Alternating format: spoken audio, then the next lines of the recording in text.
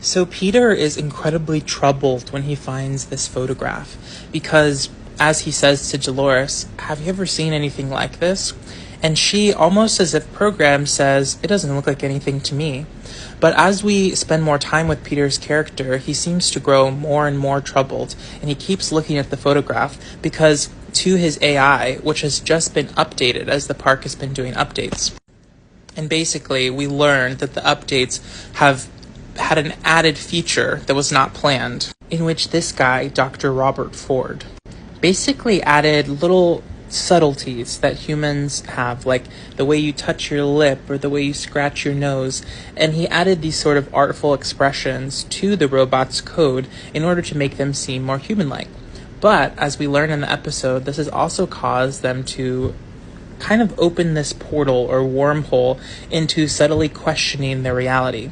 And Dolores' father, Peter, this formerly quite affable, simple, still robot, but let's call him man for the sake of the video, suddenly is overtaken with worry and stress and anxiety.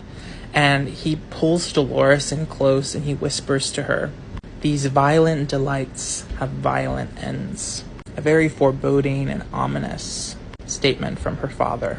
Now, as you can imagine, this is incredibly troubling to Bernard and Dr. Ford, who are the sort of chief engineers of these humanoid robots. Dr. Ford, the one who did the reveries, the sort of little, tiny gestures that make humans more lifelike, almost seems like he's hiding some kind of secret, especially when Peter's character is taken offline and out of the park and sort of questioned about his motives. Peter, who is somehow able to access the previous reboots and updates to his programming, has memories and is able to improvise with all of those previous memories and code to sort of create his own reality.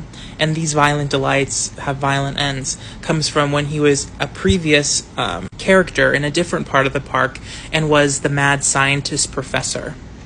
Now, this is particularly troubling to Bernard and Dr. Ford, because it would imply that these AI beings have mastery of their memory.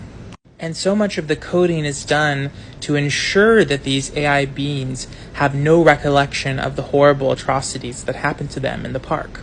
Which is why, despite heartbreak, horrible violations, death, they wake up with pristine hair, pristine costuming, back in their beds, with no memory of what's happened before. But something feels different about Dolores' father.